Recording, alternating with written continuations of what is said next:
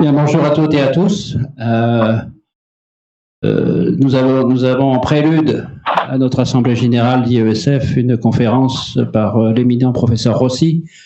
Alors nous avions cette assemblée générale qui devait avoir lieu fin juin, nous l'avions reportée à aujourd'hui, le 17 septembre, en pensant que tous les problèmes seraient terminés et que nous pourrions avoir une réunion physique complète comme l'année dernière. Malheureusement, comme vous le savez, le virus continue sa propagation et donc nous sommes contraints par les règles sanitaires tout à fait normales qui font que le nombre de places assises est extrêmement limité. Nous avons en complément donc un certain nombre de personnes qui vont suivre la conférence en visio.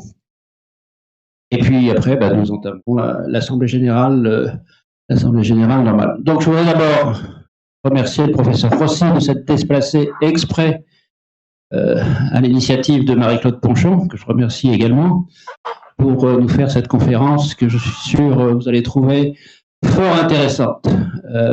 Avec le professeur Rossi, donc, qui était pas très longtemps chef de projet du programme d'amélioration du grand collisionneur.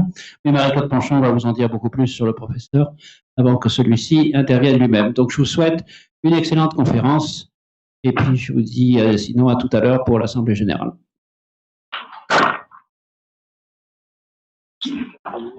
Marie-Claude, s'il te plaît, approche-toi là pour être dans le champ de la caméra. Encore un petit peu. Merci. Le professeur Rossi est originaire de la région de Milan, en Italie.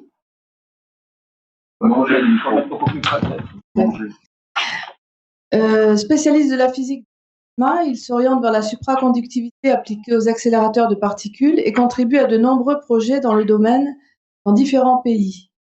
Il a reçu plusieurs prix pour ses travaux et ses découvertes, notamment en 2007 le prix du Conseil de l'Institut américain des ingénieurs électriciens et électroniciens, et en 2020 le prix de la Société européenne de physique, qui a salué en lui un infatigable promoteur des sciences et technologies, à travers notamment sa fondation Euresis, dédiée à la promotion de la culture scientifique. En 2010, il a proposé le projet LHC à haute luminosité, qui a été retenu comme projet prioritaire de la stratégie européenne pour la physique des particules. Ce projet, mené par le CERN, réunit de nombreux laboratoires de 23 pays membres, avec le soutien d'une collaboration internationale de 29 instituts dans 13 pays, dont les États-Unis, le Japon, la Russie et le Canada. La conférence dont le professeur Rossi nous honore aujourd'hui s'inscrit dans le cadre de l'opération Ampère 2020, dont IESF est partenaire, aux côtés de la S2E, la Société des électriciens, électroniciens et technologies de l'information et de la communication, et de la SAMA, la Société des amis d'André-Marie Ampère, qui gère le musée de l'électricité installé dans la maison familiale d'Ampère à Paul-Ému au Mont-d'Or, à côté de Lyon. Le 18 septembre 1820, c'est-à-dire il y a exactement 200 ans, à un jour près, Ampère présentait à l'Académie des sciences son hypothèse sur la notion de courant électrique, leur présence dans les aimants, l'attraction-répulsion entre deux conducteurs parcourus par des courants et les lois qui régissent ces interactions, explicitant ainsi les conclusions de l'expérience du Danois Ørsted qu'il venait de voir, mais qui n'avait pas été expliquée jusqu'alors. On connaissait à l'époque de l'Antiquité déjà l'électrostatique, la nature de la foudre par exemple. Coulomb, à la fin du XVIIIe siècle, avait établi la loi d'attraction et de répulsion entre les charges. On connaissait le magnétisme et les Chinois avaient inventé la boussole. Quelques dizaines d'années avant Ampère, on avait découvert l'électrochimie grâce notamment aux Italiens Volta et Galvani. Les découvertes d'Ampère ont permis l'essor de l'industrie, de l'instrumentation médicale, des moyens de communication et de transport, confort matériel dont nous bénéficions tous aujourd'hui. À la fin du XIXe siècle, le premier congrès international des électriciens honorera la mémoire d'Ampère en donnant son nom à l'unité de courant électrique qui reste une des 7 grandeurs fondamentales du système international. André-Marie Ampère est de plus un personnage singulier, un des derniers savants universels issus de la lumière, mathématicien de génie mais aussi expert en physique, chimie, astronomie, botanique. Il a traversé les convulsions d'une époque éminemment instable, Ancien Régime, Révolution, République, Empire, Restauration. Sa vie, jalonnée d'épreuves et de tragédies, qu'il a surmontées grâce à une intense activité intellectuelle, scientifique et philosophique, est illustrée par une abondante correspondance qu'il entretenait avec ses amis et surtout avec son fils Jean-Jacques, dont il était très proche. Pour en savoir plus, je vous invite vivement à consulter le site Ampère 2020 qui a été créé par l'association qui fait mémoire depuis quelques mois déjà et encore pour quelques mois du bicentenaire des découvertes d'Ampère, et à visiter le musée de l'électricité qui est installé dans la maison familiale de Polytechnique. Et dans l'immédiat, à écouter le professeur Lucio Rossi, High Luminosity LHT Project Leader de 2011 à 2020, que je remercie encore une fois très vivement d'avoir accepté de se rendre à notre invitation malgré les difficultés liées au Covid, aux grèves SNCF et à d'autres événements mineurs que je ne sais pas. Merci encore. Bon, merci beaucoup pour cette introduction, Madame Ponchon. Merci, Monsieur le Président, pour l'invitation et à toute la gouvernance et les associés de cette association. Les difficultés sont là, mais ne sont pas tant graves. Après, pour un Italien, surmonter le problème des grèves, c'est rien. Les problèmes de Covid sont beaucoup plus sérieux de ce point de vue-là. Donc, merci pour cette invitation qui me donne l'occasion de célébrer Ampère dans cette bicentenaire de découvertes fondamentales. Mais je ne parlerai pas beaucoup d'Ampère en tant que personne. Je chercherai de faire voir Ampère vivante et l'héritage vrai qu'on a aujourd'hui. On peut dire que le CERN, c'est ce qu'on fait au CERN, doit beaucoup découverte d'André-Marie Ampère. Donc, déjà, vous voyez, et ça, c'est un peu le symbole de l'ELAC. Vous voyez, l'ELAC, c'est cette théorie infinie, presque infinie, parce que c'est 27 km des tuyaux bleus. Mais qu'est-ce qu'ils sont ces tuyaux bleus que vous voyez là dans l'image? Ce sont les aimantes supra. Donc, ce sont des aimantes dans lesquelles le champ magnétique, est fait essentiellement par la courante électrique. Exactement la découverte d'Ampère de 2020. Donc, on a 27 km plein de cette technologie. Je vous dirai après qu'est-ce qu'il est la supra, je parlerai après. Mais et vous voyez, et malgré qu'on est sous terre, parce qu'on est 100 mètres sous terre, on a la prétention avec cet accélérateur de jeter lumière, littéralement, d'illuminer, je dirige le projet High Luminosity LHC, autorisé d'illuminer les mystères de l'univers. C'est la raison pour laquelle il y a cette montage photographique, dans lequel notre accélérateur, qui est sous terre, en réalité, il se marie avec l'univers. Et en particulier, pourquoi en allant vers l'univers l'infiniment petit, on va vers l'univers. Donc, prochaine slide. Alors, qu'est-ce qu'il est un accélérateur de particules? Déjà, quelles particules nous parlons? Nous parlons des particules constituantes de la matière. Dans notre cas, on accélère des protons. Ce ne sont pas vraiment des particules élémentaires, les protons. Les électrons, les quarks sont élémentaires, pas les protons, mais sont très petits. Donc, on les appelle, sont vraiment entre les particules les plus petites. Donc, on les accélère. Et avec cela, nous utilisons une lumière très fine.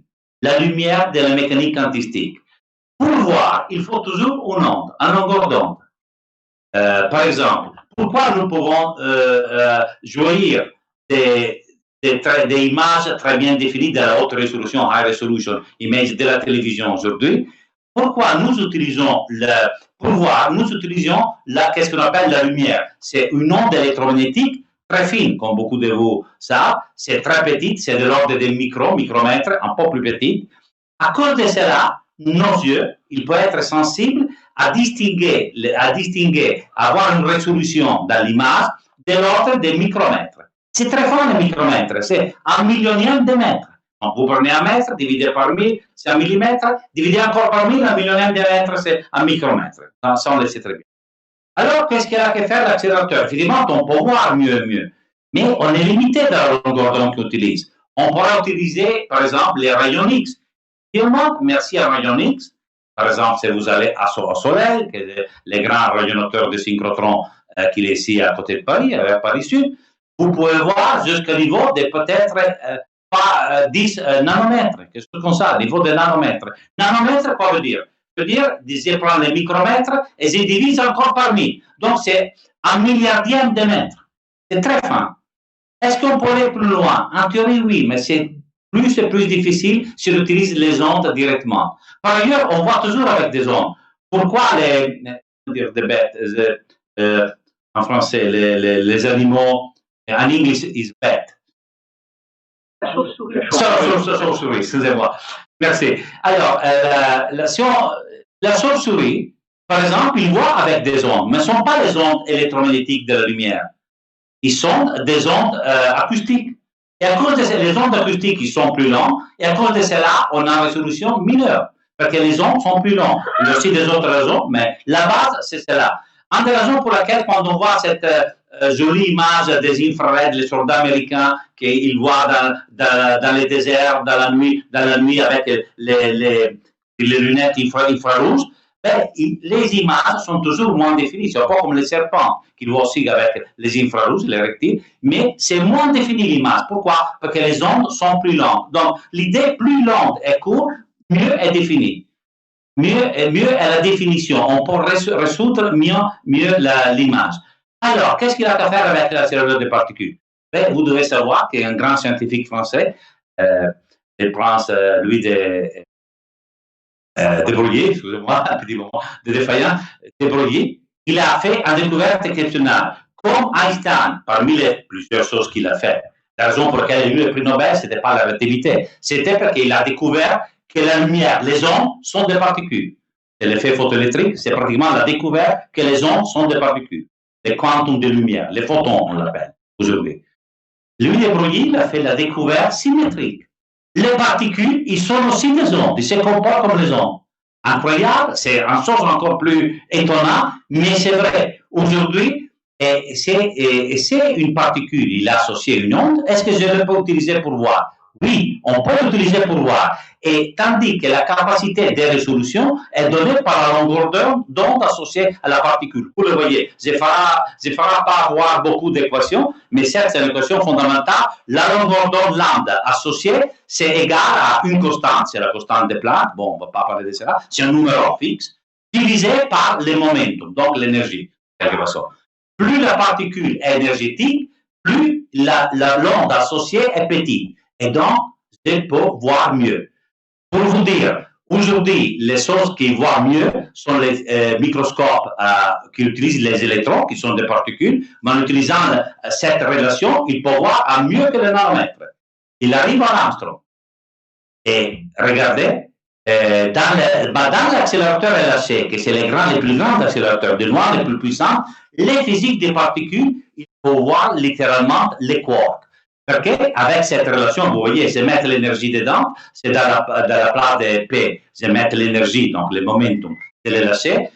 C'est mesure en TV, je ne dis pas qu'est-ce qu'il est, mais TV, c'est simplement 1000 milliards de volts. Donc, vous, beaucoup d'ici, je pense, sont des ingénieurs électriques, ce n'est pas petit comme mesure de voltage. Mais c'est 1000 milliards, c'est 10 puissance 12 de volts. Donc, quand on est capable, c'est quand on passe à travers une différence de potentiel de 1000 milliards de volts, et donc 1000 gigavolts, et c'est en TV, c'est le téraélectrovolt. Et donc, les particules, ils prennent tellement d'énergie qu'il a la longueur d'onde tellement fine que vous voyez, c'est 10 puissance moins 18. Ça veut dire, nous prenons la nanomètre et on le divise encore par nano. On prend le nanomètre, un milliardième de mètre, on le divise encore par un milliardième. Et c'est vrai, c'est là, nous, avec notre accélérateur, on fait écraser des particules, mais c'est comme si utilisons une onde qui a cette longueur d'onde, et donc on peut voir, on peut distinguer les particules qui ont cette dimension. À ce niveau-là, nous savons déjà que les quarks, ils sont plus petits que cela. À ce niveau-là, on voit que les quarks sont encore point-like, comme on dit en anglais. Comme dire, ils sont des points. Incroyable, c'est cela. Nous, littéralement, utilisons la lumière de la mécanique quantistique pour voir l'infiniment petit de l'univers. En réalité, si on arrivait 20 fois plus petit de cela, on arrivait à voir des lambda à niveau de 50 hectomètres, veut dire 50, 10 puissance moins 21 mètres. Bon, l'ordre des grandeurs, c'est cela. la prochaine. En tant que physicien, on va recevoir toujours un ordre de grandeur, except sur mon salaire, c'est divisé par 10, je n'aime pas. Alors, mais la chose intéressante, et ça, c'est l'autre dernière équation que je mets dedans, après je ne parle plus, à cause de cela, les accélérateurs ne sont pas seulement des super microscopes, ils sont aussi des, time machines, des machines arrière dans le temps. Pourquoi? Pour créer cette quantité d'énergie sur les particules, je vais pratiquement à des énergies qui sur les particules, il existait seulement au début, au Big Bang. Incroyable, mais c'est quoi? Parce que nous ne faisons pas beaucoup d'énergie dans les LHC, mais nous faisons une densité d'énergie énorme. On concentre l'énergie sur une chose très petite, les protons. C'est 10 puissance moins 15 mètres. Donc, c'est un millionième de nanomètres, les protons. On concentre cette énergie ampère-électron-volt sur cela. L'énergie totale est petite. Mais la densité d'énergie, c'était qu'il avait seulement au début de l'univers. Et combien on va à la rencontre de l'univers? Vous voyez, ça c'est une relation qui nous dit que si je mets 1 milliard de volts, j'arrive en microseconde après, j'arrive à l'énergie qu'il existait, en densité d'énergie pour être correct, qu'il existait seulement en microseconde après le Big Bang. Nous allons 1000 fois plus d'énergie, on ne va pas en GeV, on va de téra-électronvolts, pas en giga-électronvolts, giga c'est 1 milliard d'électronvolts, on va à 1000 milliards d'électronvolts, donc c'est la relation, c'est 1 divisé énergie carrée, donc on va à 1 millionième de microsecondes.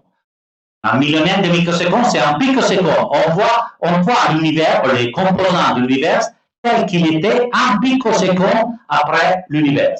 Dans ce sens, nous faisons comme notre ami les astrophysiciens. Qu'est-ce qu'ils font les astrophysiciens, les cosmologistes? Ils veulent voir plus et plus loin. À ne pas seulement une année-lumière, 100 années-lumière, 1 million d'années-lumière, 1 milliard d'années-lumière. Mais quand on observe une galaxie qui est distante 1 milliard d'années-lumière, ça veut dire que la lumière, il est parti 1 milliard d'années. Donc, j'observe la galaxie 1 milliard d'années à l'avance. Donc, plus ils vont loin dans le temps, plus ils vont loin dans l'espace, plus ils vont vers l'infinitement grand, ils vont vers le début de l'univers. Incroyable, c'est comme ça. Maintenant, par exemple, avec l'expériment Planck, ils arrivent à voir l'univers tel qu'il était après le Big Bang. Un peu plus loin, 300 000 années après, mais c'est très présent de l'univers. Là, la différence, c'est que nous créons des conditions similaires. Là, ils voient vraiment l'univers tel qu'il était. Donc, ce n'est pas exactement la même chose, mais c'est très similaire. Alors, exactement tous les deux, qui va vers l'infiniment petit, nous, les physiciens des particules, et qui va vers l'infiniment grand, c'est-à-dire les astrophysiciens, incroyablement, tous les deux, nous allons ensemble vers l'origine, d'un point de vue du temps, on va ensemble vers l'origine de l'univers, pour répondre à la demande fondamentale d'où nous venons. Qu'est-ce qu'est notre origine, qui nous semble une question fondamentale. La prochaine slide. Et définitivement, vous voyez ici l'évolution de l'univers et les astrophysiciens vont en allant plus loin. Aujourd'hui, vous voyez, on est today, on est ici. L'univers, il est expandu. Il a explosé. Comme ça, il a explosé, il est devenu plus grand. Donc, quand on va arrière dans le temps, on va vers quand l'univers était très petit. Très petit, donc tous les deux, on va vers le Big Bang à essayer de comprendre qu'est-ce qu'il est l'origine de notre univers qu'il existait qu'il existe de 13,8 milliards d'années. Et nous créons des conditions qu'il existait, je répète, en picoseconde après le Big Bang, c'est-à-dire 1000 fois plus petite qu'un milliardième de seconde. Voilà. La prochaine. Mais pour faire cela, il faut un accélérateur. Qu'est-ce qu'il est l'accélérateur? Alors, l'accélérateur, il sert pour faire la physique des particules. On peut générer des rayonnements de synchrotrons, par exemple. Mais, alors, quels sont les composants fondamentaux? Déjà, la première chose qu'il faut, c'est un tube à vide. À vide, parce que sans le vide, on ne peut pas accélérer les particules. Les particules sont très petites, ils s'y vont écraser contre les molécules d'air, ils ne prennent pas d'accélération. Donc, faire le vide, il semble bête, mais faire le vide, c'est une technologie fondamentale des accélérateurs de particules. Deuxième chose, s'ils accélèrent des particules, il faut accélérer. Accélérer veut dire, en particule charge, veut dire mettre un champ électrique. Je vous rappelle qu'un champ magnétique, il ne donne pas d'énergie, la particule. Donc, il faut un champ électrique. Et champ électrique, alors, je peux faire des condensateurs, je l'utilise, mais je l'utilise une fois, c'est électrostatique. c'est conservatif, comme la gravitation, je peux l'utiliser qu'une fois. Donc, je dois utiliser un champ électrique que je peux réutiliser plusieurs fois en retournant sur moi-même. Il existe seulement un type de champ comme ça, c'est les champs des ondes électromagnétiques. Ça a été bien découvert par Faraday et élargi par Maxwell. Ça, donc, c'est un champ magnétique, c'est un champ électrique, une onde électromagnétique. Et ça, qu'est-ce qu'on fait? On prend les ondes comme les ondes de la télévision, par exemple, les ondes des téléphones portables. On parle des ondes de 100, 200, 300 MHz, 1 GHz. Donc, ce sont les ondes qu'on utilise, et les ondes hertziennes, et on les attrape, et on les met dans une cavité qui est résonnante. Un peu comme, je sais pas, vous allez dans notre belle église, il y a toujours un grand organe, il y a, comment ça s'appelle, les cannes de l'organe, dans laquelle résonne un onde acoustique. Là, résonne un onde électromagnétique. C'est incroyable, mais c'est comme ça, résonne. Donc, il y a dedans un champ électrique qui se tourne millions de fois par seconde. Quand on est LHC, on dit, on a des cavités électromagnétiques, cavité RF, radio frequency. La fréquence français, je pense qu'on dit haute fréquence, HF, haute fréquence.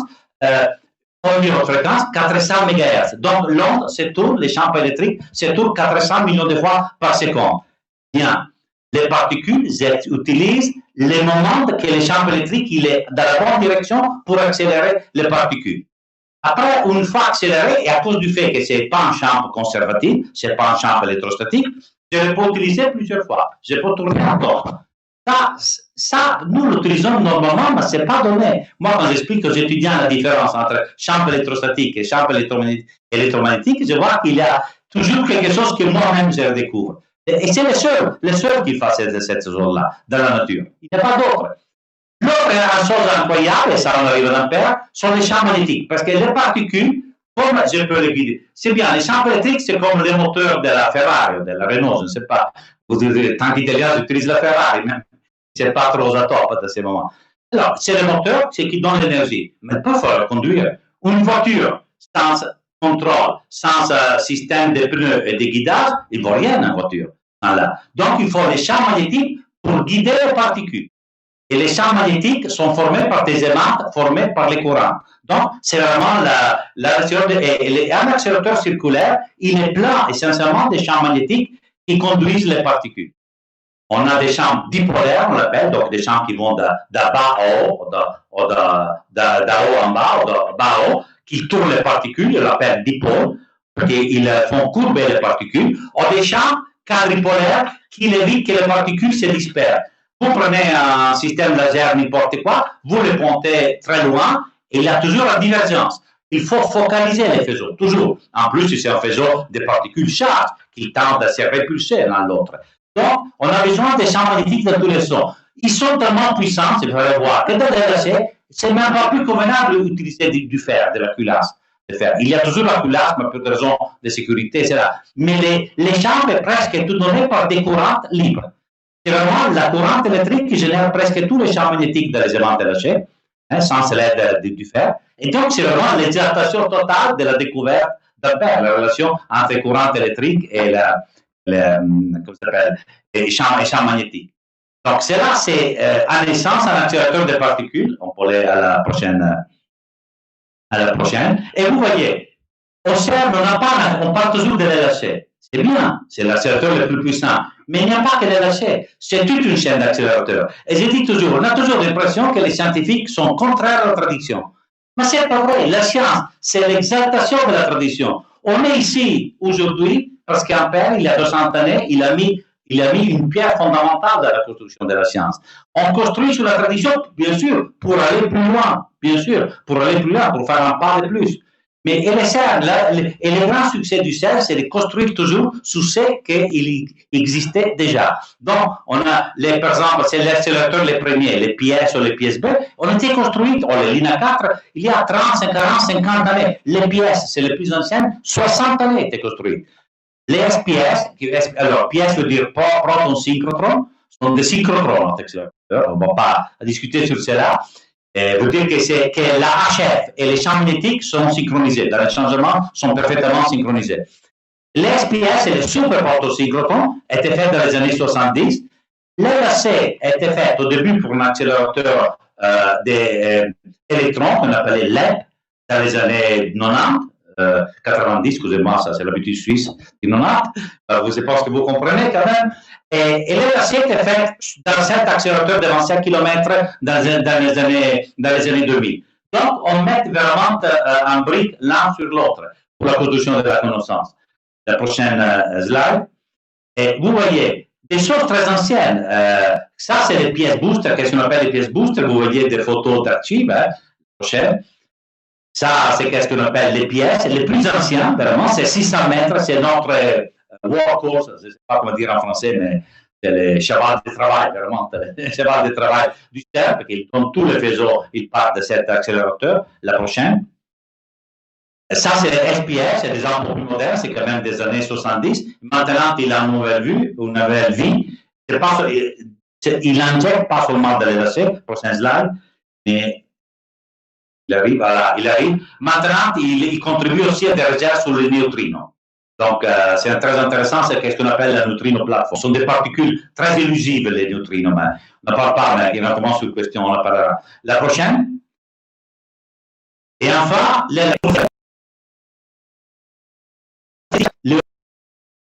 l'Europe, il a eu une intuition fondamentale. Le T54, qui a les chevaux gris ou blancs, il se rappelle, on parlait à cet temps-là de la communauté de carbone de l'acier. Les grands européistes, Schuman, Adenauer, de Gaspar en Italie, ils pensaient comment être ensemble après la guerre. Comment éviter que l'Europe continue à se situer l'un l'autre. En mettant ensemble les ressources principales, le carbone et l'acier à ce temps-là. Elle est née la Tchèque, la européenne de carbone et de l'acier. En parallèle, c'était l'esprit européen, par exemple, des grands scientifiques, entre les Français, c'était Desros, par exemple, et ils ont eu l'idée de mettre ensemble les moyens de recherche dans ce domaine. L'Amérique, à cette heure-là, il était prévalente. Il avait la fuite des cerveaux vers l'Amérique. Tous les scientifiques, ils cherchaient en Amérique. L'idée, on a fait les CERN comme un bon ordre scientifique de recherche, exactement avec cet esprit. Science of peace. Construire la paix à la place de la guerre. La meilleure défense, c'est toujours construire de la connaissance. C'était un grand succès. On est parti en 12 États et maintenant, on a vendu même, bien sûr, la France est partie fondateur de cette entreprise, était aussi partie du siège, parce que le CERN est né en Suisse, mais à Genève, juste à côté de la France, est presque expandu en France avec les SPS. Et aujourd'hui, c'est les grands succès. Tout le monde regarde le CERN comme exemple de collaboration et des succès techniques. La collaboration internationale marche. Ce n'est pas qu'il ne marche pas, ce n'est pas seulement un effort à perdre. La prochaine. Et on a même des associés membres, et on a même les États-Unis comme observateurs. La prochaine. Il arrive. Voilà, il arrive maintenant. Vous voyez, ici sont tous les users du CERN. Le CERN, c'est 3000 personnes, à grosso modo, mais 13 000 ou 15 000 users, utilisateurs. Vous savez qui est le plus grand utilisateur du CERN? Les États-Unis. Si vous regardez dans les utilisateurs, c'est le nombre le plus grand d'observer. Si vous regardez observer l'écran vert, les États-Unis, vous voyez, bon, c'était 2017, mais c'est pas de plus que 2000 personnes. Le deuxième État, c'est l'Italie, c'est 1500, et l'Allemagne 1300, et après la France, 1000 personnes. Donc, les États, c'est le plus grand laboratoire de physique fondamentale des États-Unis, les CERN. Incroyable. Ils sont utilisateurs, ils ne sont pas patrons. L'État européen paye les budgets d'opération et donc sont les propriétaires. Mais les États-Unis sont l'utilisateur, dont des contributions, comme vous verrez. Et vous voyez, tout le monde maintenant vient au CERN. Maintenant, c'est beaucoup plus réussi. Même l'Afrique, il a beaucoup plus. J'aurais dû mettre quel plus updaté du premier début de l'année. On verra que presque tout le monde est au CERN aujourd'hui. La prochaine slide, s'il vous plaît. Et donc, ça, c'est l'LHC. Donc, moi, je vis plus ou moins en bas de la figure, de la slide. Vous voyez 33 beautés dans cette plaine. Il y a le lac de Genève, ou lac Léman, comme ils disent les autres pas de Genève. Le lac Léman, on a les Mont Blanc sur le fond. Et vous voyez, donnez un coup, vous voyez l'aéroport de Genève et la ligne jaune, c'est l'LHC. Donc, c'est très grand. Si vous le regardez, il ne bouge pas, il y a l'animation. Si vous bougez un peu en bas, il n'y a pas l'animation? Non, ça ne marche pas. Vous m'avez dit qu'il marchait, donc. Voilà. Attendez. 20h peut-être. Tu l'arrives à marcher, autrement, c'est pas trop grave. Hein, mais... Voilà. Je demande patience à les gens qui sont en casting. Il y a toujours quelques petits trucs. Là, si vous arrivez, il doit apparaître là, sur le poste principal, il doit apparaître une barre blanche. Là, et là. Voilà, il est apparu. Et vous allez sur la. Voilà. Donc, bon, c'est l'animation. Vous voyez, les grands anneaux, 27 km, l'anneau jeune. Hein. Et dedans l'anneau, il y a les aimantes de l'RC, vous voyez. Ça, c'est le tunnel, c'est plus étroit. 27 km, on l'a construit le plus petit possible, parce que, bien sûr, les coûts est proportionnel au volume de terre qu'on enlève. Donc, on a construit le plus petit. Donc, c'est très serré. Ça, c'est ce qu'on appelle aimante supraconducteur. Qu'est-ce qu'est la supraconductivité? C'est une découverte magnifique. Je suis vraiment tombé amoureux quand je l'ai rencontré. C'est une propriété de certains matériaux qui, amenés à température très basse, ils deviennent supraconducteurs. C'est-à-dire qu'ils ne sont pas plus soumis à la loi d'Ohm. Ils ne dissipent plus. Ils sont dissipationless. Ils ne dissipent plus. Ils portent donc des courants énormes. C'est la raison pour laquelle on fait cet élément. Si on n'a pas de dissipation, je peux envoyer des courants énormes. Dans un fil grand comme celle qu'on a dans la maison, 1 millimètre carré de cuivre, on dit, 1 millimètre carré plus ou moins, on porte 10 ampères, 5 ampères. Là-bas, on peut porter 1000 ampères. Et en plus, sans dissiper, ça c'est la question. Parce que si j'envoie 10 ampères dans un fil électrique de la maison, 16 ampères, c'est là, le fil s'échauffe, il consomme. Et là, il ne se consomme pas. Alors, il y a une petite consommation, c'est le voir dans la prochaine slide, peut-être voir la prochaine slide. Oui, on a l'effet que si on fait un aimant supra, il faut le refroidir. Il faut le refroidir combien? Il faut aller très bas, vous voyez. Aujourd'hui, on parle de réchauffement climatique, donc on regarde les mesures, les figures, mais je vous dis, l'LHC, il marche à 1,9 Kelvin. Et c'est l'unité bon pour mesurer la température. Se transforme maintenant dans une unité plus usuelle, en grade Celsius, degrés Celsius, et c'est moins 273 degrés. C'est très voisin, on est 1 degré plus que le zéro absolu. 3 froid. Donc, je dois consommer de l'électricité pour refroidir. Mais comme tout le monde sait, refroidir, c'est facile.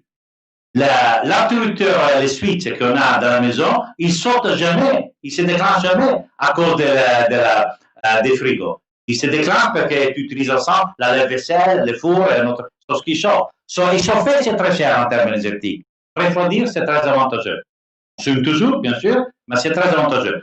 Donc, l'ERC, grand qu'il est, malgré qu'on a des frigos énormes, il consomme 70 MW seulement d'électricité pour refroidir. C'est beaucoup. En plus, l'ERC, il consomme entre 70 ou 80 pour des autres choses. En total, l'ERC complet, tous les accélérateurs, ils consomment 150 MW. C'est beaucoup. Mais si on avait construit l'ERC avec des technologies normales, comment dire, avec des cuivres, des aluminiums, pour faire les mêmes accélérateurs, la même puissance, déjà on aurait dû construire un tunnel de 120 km, pas de 27. Donc un investissement en infrastructure énorme. En plus, on aura dissipé au pic de plus que 2 gigawatts et en moyenne 1 gigawatt, voilà, 900 gigawatts. Donc c'est un centrale nucléaire de bonne taille. Donc on aurait dû faire l'LHC plus un centrale nucléaire de bonne taille pour nous seulement, sans vendre l'électricité, donc seulement un coût faramineux. L'LHC coûte un peu moins qu'un centrale nucléaire. Donc, il sera plus que doubler les coûts et plus des coûts d'opération aussi énormes. Donc, ça sera impossible. Donc, comme toujours, ça c'est un exemple dans lequel la technologie, bien sûr, la technologie coûte. On a mis 25 ans à développer la supra nécessaire pour l'LHC, malgré qu'il existait déjà la supra, mais ça démontre que la technologie paye, elle repaye. Parce qu'on peut faire des choses qu'autrement on ne peut pas faire. Et on verra les fruits. Donc, la prochaine, les deux prochaines, il y a des éliminations pour les 8. Voilà, ça c'est un système cryogénique pour LHC. C'est un système pour 18 kW à froid, donc à 88. La prochaine, l'autre côté, c'est les symboles de la centrale nucléaire que justement, il a fallu construire avec l'LHC si on avait fait l'LHC entre guillemets non conducting avec des technologies normales. En plus, Aujourd'hui, avec la conscience aujourd'hui qu'on a, c'est pas question seulement de l'énergie, c'est que l'énergie, à la fin, qu'est-ce qui devient? Eau chaude. On aurait dû augmenter la température de toutes les rivières à Genève. C'est là, déjà, les Suisses, ils nous contrôlent au niveau de 0,5 degrés. On ne peut pas chauffer l'euro plus que 0,5 degrés. Donc, c'est très, très difficile. La prochaine. Et vous voyez, je n'ai pas beaucoup montré de la Supra, mais ça, c'est vraiment les adaptations d'Ampère. Ampère ne savait pas de la Supra, il était découvert il y a à peu près 100 années, un peu plus. Et l'utilise maintenant, seulement d'une trentaine d'années. Mais vous voyez, dans le fil, comme c'est là, les câbles que vous voyez en bas, c'est un câble à 40 brins, 40 fils. Chaque fil, il est à millimètre de diamètre. Il est presque tout de cuivre, c'est 2 tiers de cuivre, et un tiers de cette filament très fort, de cette matériau qui s'appelle, c'est un alliage qui s'appelle niobium titanium. C'est très compliqué, vous voyez. Ces filaments, ils doivent être toujours séparés l'un de l'autre. Ce sont des filaments de 5-6 microns et ils sont tous séparés l'un de l'autre d'un micron. Ils ne doivent pas se toucher. Ils sont séparés par des cuivres très purs, par exemple. Et une fois dedans, et vous voyez, donc dans un brin d'un millimètre, on a 6000 de ces filaments.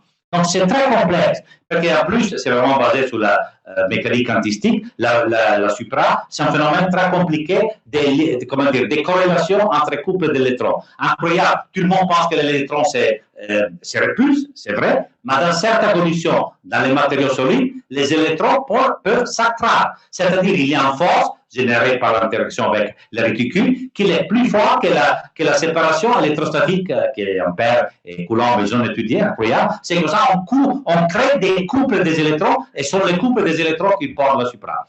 Alors, avec cela, dans un bras comme ça d'un millimètre, on peut mettre 500 ampères. Car un bras, voilà, on va un câble de 15 kA. Donc, quand tout un petit câble plat, un peu plus qu'un millimètre et demi d'épaisseur, 15 mm de largeur, on porte 15 000 ampères à 10 Tesla, parce que 100 Tesla, sans champ magnétique, ne portera même plus. Mais il faudrait très basse température. Ça, c'est la seule chose. 15 000 donc on a des amperteurs. Vous voyez le nom, on l'utilise amperteur. Je ne sais pas comment dire en français, amperteur, c'est correct. Amperteur. Non, ampère multiplié par N. N, c'est le numéro de tours. Ampertour. On dit pas ampertour en français? Voilà, désolé. En anglais, je sais que c'est amperteur, comment dire, le numéro de tours qu'on fait. Hein, on a un numéro d'amperteur, nous, parce qu'un tour de bobine, on met un gramme d'ampérage, et on a des millions d'ampères dans un aimant, littéralement, qui génèrent les champs magnétiques sans besoin, la prochaine, sans besoin de fer. Normalement, vous voyez à haut à gauche, normalement, on utilise des aimants à trafer. Mais maintenant, avec la Supra, on utilise directement les spires électriques, les tours électriques. On utilise toujours, il y a toujours la coulasse en fer, pour contenir les champs magnétiques. Mais c'est un coulasse, en anglais c'est flax return yoke, c'est un peu difficile pour me le dire en français, mais c'est flax, seulement il ne génère pas les champs au centre, simplement il contient les champs magnétiques pour éviter qu'ils se dispersent. Et vous voyez, champ magnétique grand, il donne des énergies très grandes. L'énergie d'un accélérateur est donnée par une relation très simple, pour un accélérateur relativistique, comme l'LLC. Les rayons de l'accélérateur, donc c'est 9 km, 6 km en réalité, parce qu'il y a aussi des parties vides essentiellement, équivalent de 6 km. Les champs magnétiques, c'est 8 Tesla, c'est l'unité de champ magnétique. Par exemple, te donne l'énergie avec cette relation. Et donc, on arrive à terre électron-volt. Donc, plus le champ magnétique est grand, plus je peux avoir de l'énergie, je peux voir mieux les quarks. Parce que je peux générer une lumière plus fine et voir mieux dans l'infiniment petit. La prochaine. Pas seulement on a des champs magnétiques, on a aussi des champs électromagnétiques très forts. Donc, les champs électromagnétiques, les ondes que j'émets dans la cavité, ils sont très forts. J'arrive à 30-50 mégawatts par mètre. Donc, on peut voir des mégawatts. L'LHC, il arrive à 1 milliard donc il arrive à 10 milliards de volts, on a dit. Donc, on peut dire 1 million de fois 1 million. Donc, cette cavité, ils travaillent au mégawatt, au niveau de mégawatts, et je tourne 1 million de watts, 1 million de fois pour arriver à l'énergie. Je l'utilise toutes les fois que je passe, je donne un kick de 1 million de watts. À peu près, je parle à peu près. Et cela, il s'appelle cavité supra. et sont sont de la cavité HF, donc ils travaillent à 400 MHz. Bien sûr, dans la cavité, il y a toujours un champ électrique et un champ magnétique croisé, mais ils utilisent cela pour accélérer, bien sûr, que le champ électrique. Le champ magnétique, il est dans les aimants pour couper et focaliser les particules. Prochain. Et vous voyez ici les aimants de l'enlacer tels qu'ils sont dans la machine. La partie supra, les bobines supra, c'est seulement cette petite croûte, un peu, on va dire, bronzée, color cuivre, qui est au centre. Vous voyez, non? Je ne sais pas si vous pouvez aller avec les choses rouges sur cette croûte, comment dire, sur les parties des bobines supra. C'est très petit, c'est tout concentré au centre. Il y a des millions et millions d'ampères là-dedans. Millions, non. Il y a des millions d'ampères, exactement, là. Bon, il y a des millions d'ampères qui génèrent les champs magnétiques dans une petite zone, mais c'est un champ magnétique très fort. C'est 10 Tesla à peu près, 8 Tesla. Donc, c'est un champ magnétique c'est 220 000 plus fort, 200 000 fois plus fort que les champs magnétiques terrestres, par exemple. Et 1000 fois plus fort qu'un aimant normal. Donc, ce sont des champs magnétiques très forts qui peuvent courber les particules. Vous voyez qu'à l'entour de cette croûte supra, il y a tout un tas de structures métalliques avec des aciers très spéciaux qu'on appelle acier austenitique, je ne sais pas en français. Et pourquoi? Parce que champ magnétique fort, avec des courants énormes, tout le monde peut faire les calculs très vite avec la loi d'Ampère ou de Laplace. Et sont des forces énormes, sont des stress mécaniques énormes. On arrive facilement à des stress de 200, 300, 400 mégapascales. Cette job-là, donc, ce système-là, il doit marcher avec sécurité. Mettre ce champ magnétique, c'est comme mettre dans les tuyaux l'équivalent d'une pression de 800 bars sur tout le nord dans les tuyaux. C'est l'équivalent d'une pression hydraulique de 800 bars. Donc, énorme sur un système autant grand. Et en plus, tout doit être précis au micron près, parce que si le champ magnétique n'est pas très précis, les particules, ils ne marchent pas très bien. Ils vont, on dit, en résonance. Dès qu'on a les petits défauts, c'est pas comme c'est la Ferrari, sur notre piste à Monza, en Italie. Si la piste n'est pas très bien là, c'est dangereux pour la voiture, qui peut tourner l'eau sur votre corps. Et donc, le champ magnétique doit être très précis, à niveau d'une partie par million. Donc, les bobines doivent être précises au niveau des micromètres, dizaines de micromètres. Donc, avec cette pression, il faut un système mécanique très fort pour les garder. Donc, vous voyez, Ampère, il ne pensait pas tout cela quand il a fait ses lois. Mais ça, qu'est-ce qu'il porte? La connaissance scientifique de base. Il porte des résultats, des percées technologiques qu'on imaginerait jamais. Et vous voyez, après, les électrostats, parce que ça, c'est autre chose importante. Si on va à cette très basse température, il faut les garder le froid. Et très bien. Incroyable, cet électrostat, en 5 cm, il garde le froid, il garde moins 263, et à l'extérieur, c'est parfaitement à température ambiante. La prochaine.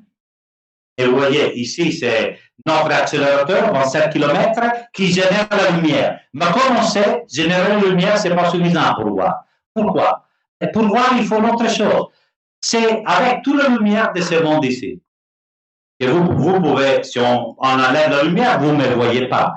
Mais même s'il y a la lumière, c'est quelqu'un parmi nous, il sera malheureusement aveugle. Il ne peut pas voir. Donc, pour voir, il faut aussi les yeux. Et nos yeux, maintenant, il faut donner un coup, ça arrive, peut-être pour eux, sont les détecteurs de particules. Les détecteurs de particules sont les yeux. Ils voient les résultats des éclats entre les particules. Donc, ils voient, en quelque sorte, qu'est-ce qui est généré par la lumière. Ils voient tous les résultats des éclats de particules. On a deux grands accélérateurs qui sont, détecteurs, excusez-moi, qui sont General Purpose, qui sont effectivement ceux qui ont vu les bosons d'Higgs, CMS et Atlas, à votre gauche et à votre droite, à haut. Mais on a aussi deux, aussi très importants, qui sont spécialisés dans des domaines très spécialisés. Par exemple, l'HCB, il va chercher les neutrinos au mieux la petite et subtile asymétrie, non-symétrie, qu'on a eu au début de l'univers entre matière et antimatière. On sait dans toute notre théorie qu'au début de l'univers s'est créé autant de matière et autant d'antimatière. Mais la matière et l'antimatière, il aurait dû s'anniquiler l'un l'autre et l'univers disparaître encore en pure énergie. Ça, c'est pas passé parce qu'on sait aujourd'hui que la matière a prévalu, j'espère que c'est correct, sur l'antimatière. Pourquoi on ne sait pas? Parce que nous, en créant dans notre accélérateur de particules, on crée toujours égal, matière-antimatière, un électron, un anti-électron exactement égal. Où il est revenu cette subtile asymétrie pour laquelle nous existons, c'est une des grandes questions de la science. Cet expériment, il cherche de donner réponse à cela. L'autre expérimentaliste, il va voir l'évolution de la matière nucléaire au premier instant de l'univers. Donc, vous voyez, ça c'est la complexité, accélérateur et détecteur. Moi, aujourd'hui, je parle de l'accélérateur, mais ce sont vraiment deux choses de la même médaille. Exactement comme l'infiniment petit et l'infiniment grand, je veux voir, sont deux facettes de la même médaille vers l'origine de l'univers. Merci. Accélérateur et détecteur, ils vont toujours ensemble. Moi, je travaille plus sur l'accélérateur, donc je parle de là aussi parce que c'est la chose la plus grande. C'est la chose de 27 km. Les yeux sont importants, mais pour moi, ce n'est pas suffisamment les yeux. Regardons la prochaine fois. C'est pas suffisant les yeux. Parce que pour voir, alors ça c'est une des grandes imageries, ça c'est Atlas, les grands aimants supra, parce que même les détecteurs de particules, ils ont parfois des aimants supraconducteurs, c'est les grands toroïdes supra d'Atlas, vous voyez l'image ici, magnifique, c'est une des images symboles du projet avec les tuyaux bleus. La prochaine. Et vous voyez, qu'est-ce qu'on cherche de voir, c'est cette chose ici. Les collisions, ça paraît cette chose ici. Ça, c'est un élargissement des ponts. Si vous regardez dans la case de l'insecte à haut, à gauche, et j'ai fait l'élargissement en bas, on voit cela du pont du vertex. Vous voyez, c'est, je ne sais pas si c'est seulement là, un guazzabuglio. D'abord, on n'a encore pas c'est un mélange des choses, un bric-à-brac des choses. C'est très difficile de voir, mais aussi dans notre image, voir. Ce n'est pas les yeux qui voient. Les yeux transmettent des signaux électromagnétiques. Après, il faut les systèmes pour amener les signaux, donc c'est très important, les systèmes de communication. On voit aussi à travers les systèmes de communication, mais à la fin, l'image est formée dans notre cerveau. Qui voit vraiment, c'est le cerveau, au mieux l'esprit, la mente. Qui voit, c'est les sujets. Donc, il faut voir la personne entière. Et qui est le cerveau? Qui est le cerveau ici? On dit, les détecteurs sont les yeux, les systèmes de communication, les fibres optiques sont les nerfs optiques. Quel est le cerveau? Les cerveaux sont les 10 000 physiciens et la théorie physique qui permet de reconstruire les traces des voltages, à la sont toutes les traces électriques, et les faire devenir un quark, un neutron, un proton, un électron, un photon. C'est la reconnaître. Et merci à la théorie physique. Vous voyez l'importance de la précision. Ça, la vraie connaissance, c'est jamais les données. Les données sont une chose, la connaissance, c'est plus que les données. C'est les données interprétées avec notre intelligence. Même, c'est plus que l'information. Observe, j'ai oublié de le mettre, je me suis aperçu jusqu'il y a quelques mois, en passant de c'était calme, Covid, personnes, que les informaticiens, ils ont mis dans leur centre dans lequel on traite les données, here is where the data becomes knowledge. C'est pas vrai. Ça, vous voyez, quand un technicien prétend faire de la culture. Le technicien peut faire la culture, mais alors il doit avoir une vision là. C'est pas vrai que ça, c'est où les données deviennent information. Mais il y a plus que l'information, c'est la connaissance. La connaissance, c'est l'information vue avec un point de vue culturel, donc humain. C'est là, être capable de reconnaître les bosons d'X veut dire que nous avions une idée. Nous avions une théorie physique, voilà, mais nous avions une idée. Donc, on voit, c'est ce que, dans quelque façon, ça part. Même quand on voit les entendus, c'est parce qu'on est prêt à les voir. Parce qu'on est prêt à les voir. Et donc, vous voyez, avec tout ce mélange, cette bric-à-brac des collisions, vous pensez, on a 2 milliards de collisions par seconde. Mais seulement une fois sur 10 milliards de collisions génère un boson d'X. On peut voir un boson d'X. C'est vraiment compliqué. C'est vraiment de la physique statistique. C'est vraiment de la physique statistique très poussée. Et on peut confondre, on pense qu'il est un boson d'X, non, c'est une autre chose. Donc, il faut avoir un niveau d'incertitude très grand. Pour nous, 1% veut dire qu'on a vu. Si on est sûr à 99%, veut dire qu'on n'est pas sûr. On misera notre chance si on est sûr. Mais sur la bourse, on joue en bourse, on sait qu'une firme, il va augmenter ses performances à 90% près, il misera sur cette bourse. Mais pour nous, non. Il faut aller bien mieux. C'est même pas suffisant une part sur 1000. Il faut aller en certitude que l'erreur peut être seulement en part sur milliard. C'est part sur million. C'est qu'est-ce qu'on dit en physique, avoir une certaineté, pas me dire, certaineté de 5 sigma. Dans la physique statistique, on a les sigma qui c'est une mesure d'incertitude. 5 sigma, c'est-à-dire, on est sûr d'être sûr de faire une erreur en part sur million. On voit la prochaine fois, mais ça s'est passé en 2012, on a appelé les professeurs X, vous voyez, dans une salle de conférence très affolée au CERN, et on a pu faire voir, et au professeur X, on a annoncé que nous vit son boson, et lui, il a préconisé, non, arrière, pensez, les professeurs X, il a préconisé, lui et des autres, il a préconisé les bosons d'X il y a 50 ans. Il a vu très loin d'un certain point de vue. Mais jusqu'à quoi, ça c'est la science, jusqu'à quoi on ne vérifie pas, on ne peut pas dire. Et donc, on l'a vu, on l'appelait, et on a vu cette 4 traces, images, dans l'image, sont les signes des bosons d'X. Ce n'est pas les bosons d'X. Les bosons d'X, on ne peut pas les voir directement. Vous pensez, les bosons d'X, on ne peut pas les voir, pourquoi? Ils vivent seulement, regarde, ils meurent comme toutes les particules.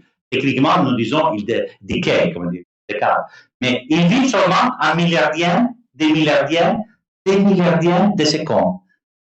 Pas question de ne pas voir. On voit des autres choses qui génèrent des autres choses et on voit enfin cette autre chose à la fin. Donc, des bosons d'X, c'est comment dire, moi j'essaie de comprendre qui était votre grand-père, votre grand-mère en vous interrogeant. C'est 2 générations. Ça, son démon que c'est la 2e génération dédiée des bosons d'X. Incroyable. C'est une connaissance hautement en direct. C'est vraiment en direct. Mais la chose intéressante, c'est qu'on pourrait voir à la certitude, même si on ne voit pas directement. Ça, c'est un mécanisme qui c'est vrai dans toute la vie, par exemple. Une chose que j'ai découvert, même dans les choses morales dans la vie. On peut arriver à la certitude, même pas direct. Et avec les besoins d'X, c'est cela. Mais le prix à payer pour cela, c'est de faire beaucoup d'expériments et arriver justement à 5 sigma. Être sûr qu'on ne s'est pas trompé. Donc, il faut faire beaucoup de mesures. Et vous voyez, les résultats, ok, c'est bon, c'est là, mais vous voyez Fabio Gianotti, mais ici, c'est aussi avant, mais Fabio Gianotti, alors c'était Fabio Gianotti, qui maintenant c'est notre directrice générale, c'était non personnel, c'est-à-dire porte-parole de l'expérimente Atlas.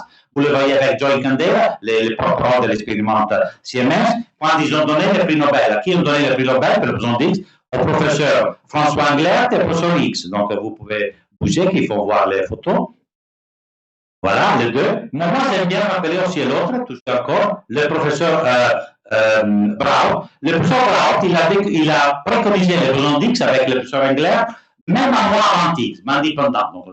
Mais ils ne sont pas donné lui le prix Nobel, vous savez. Et je vous dis, il ne faut pas s'en faire trop le prix Nobel. Beaucoup de gens qui le méritaient ne l'ont pas eu. Seulement parce qu'il est mort, le pauvre. Il est mort, il en est avant. Et le prix Nobel, il y a la tradition, ce n'est pas écrit, mais il y a la tradition de ne pas jamais donner de prix Nobel à la mémoire. Et donc, lui, il n'a pas pris. Et donc, il montre, même les scènes, il a une grande image Englert X. C'est bien, mais le professeur Braut, il a le même crédit. Ampère, il n'a pas pris le prix Nobel. Justement, il n'existait pas et il ne donne pas la mémoire. Mais certainement qu'il a la vérité. Donc, il ne faut pas s'en faire trop. La chose importante, c'est qu'il était reconnu en donnant le prix Nobel à X Englert, les contributions d'Atlas et CMS, et surtout de CERN Large Hadron Collider. Donc, la technologie comme moyen pour voir ce que nos yeux, ils peuvent voir directement. Ils ne peuvent pas voir directement. Mais ça, c'est important. La technologie, l'histoire scientifique, il permet de nous étendre notre moi-même, notre sujet, de revoir des choses qu'autrement on ne verra pas. La prochaine, maintenant, on va plus vite. On a fini. Non, on a beaucoup de questions. Pourquoi important les bosons d'X? J'ai oublié de le dire. Parce qu'il explique l'origine de la masse. Ça, c'est très important. La masse est fondamentale. La prof de physique au lycée t'enseigne. Il y a l'espace, le temps, et la première, et après l'espace-temps, que c'est comme le scénario dans lequel le monde vit, il y a la première quantité qu'il introduit, c'est la masse. On est en point de matériel de masse M. La masse est importante. Sans masse, il n'y a pas de gravitation. Donc, la question de la masse, on n'a rien. Mais on ne sait pas quelle est.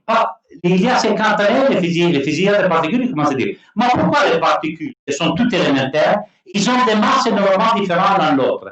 Et là, ils ont commencé à dire, d'où vient la masse? Pourquoi? Et alors, ils ont donné X, Englert et Braut, ils ont donné une réponse. Aujourd'hui, on a une réponse, c'est vrai, c'est les bosons d'X qui donnent la masse. Mais vous voyez, pendant que les astrophysiciens sont relevants, on a découvert que notre univers, seulement 100% il est fait par la masse et l'énergie dans la forme que nous connaissons, donnée par les bosons d'X. 95%, il est fait de dark matter et dark energy. Matière noire, énergie noire. Obscure, ça veut dire obscur, mais bon, je pense que l'impression dit noir. Excusez-moi, c'est métro. Mais bon, vous dire, pourquoi on l'appelle noir, obscur? Mais parce qu'on ne sait pas ce qu'il est. Alors, pourquoi on dit qu'il existe? On a pas de preuves, mais on a vraiment beaucoup d'indices qui tout pointent à dire que la matière noire, elle existe. Je pense la prochaine. La matière noire, elle existe. L'énergie noire est de même. Alors, comment on fait à découvrir? On sait d'aller plus loin avec les particules. Il existe des théories qui nous disent qu'il existe, par exemple, si ça s'avère, c'est pas, pour moi, c'est pas vrai. C'est une théorie de la supersymétrie qui est peut-être devant nous. Si on arrive un peu plus delà de l'LHC, il y a comme un paroi, une wall, une obstacle. Si nous, on était capable de percer cette paroi, on verra que ce qu'on appelle les super walls, c'est-à-dire le monde des particules supersymétriques, qui sont des particules. Cette théorie, il affirme que, par exemple, un électron, il est associé à un supersymétrique électron, un électron supersymétrique plus lourd. En quark normal, il y a un squark, un supersymétrique quark plus lourd. Donc, on trouvera, déjà, on expliquera pourquoi le boson d'Higgs est tel qu'il est, parce que ça, c'est une autre question qu'on s'en va expliquer. On l'a trouvé, le boson d'Higgs, on sait ce qu'il fait, mais on ne sait pas pourquoi il est comme il est. Cette théorie l'explique, et en plus, il sera l'explication de la matière noire. Parce que vu que la matière noire est 100 fois de plus que la matière normale, ça sera une bonne explication. Mais vous savez, c'est la nature qui gouverne, pas nous. Ça, c'est notre théorie. Nous cherchons des bosons d'Higgs, c'est révélé en théorie vraie. Cette théorie, pour le moment, n'a pas de confirmation de l'essai. On pensait de les trouver, même plus facilement que les bosons d'Higgs. Les bosons d'Higgs, vous la trouvez presque tout de suite. Cette théorie, pour les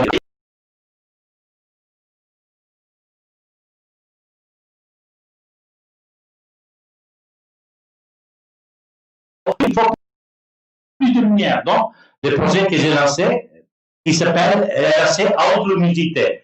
Un futur plus lumineux pour les LHC, générer plus de lumière, pour dire, générer plus de collisions.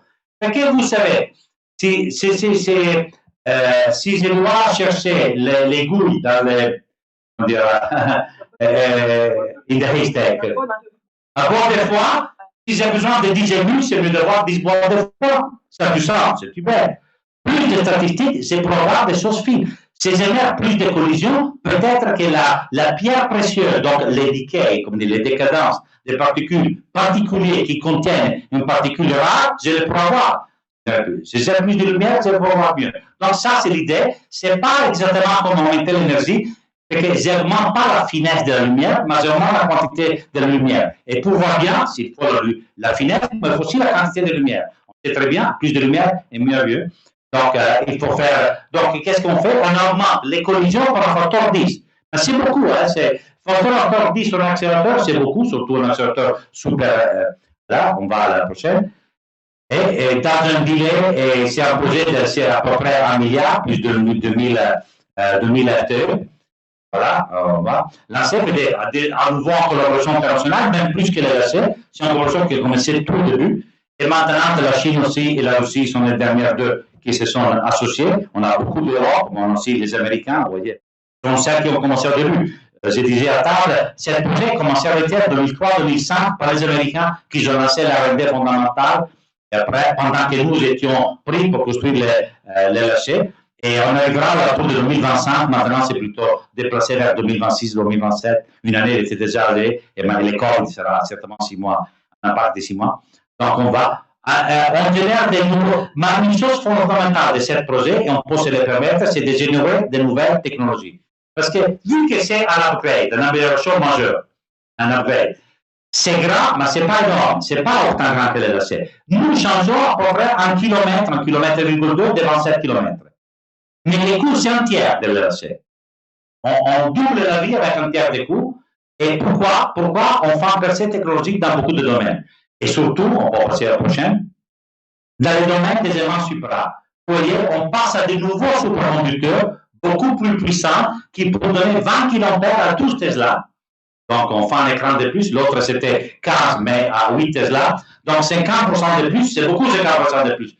Je prends la Ferrari qui va à 400 km/h et je la pousse à 600 km/h, c'est vraiment un saut. Donc, avec ce matériau qui s'appelle Niobium 3 étape, c'est plus un alias, c'est un composite chimique, solide, même si c'est solide.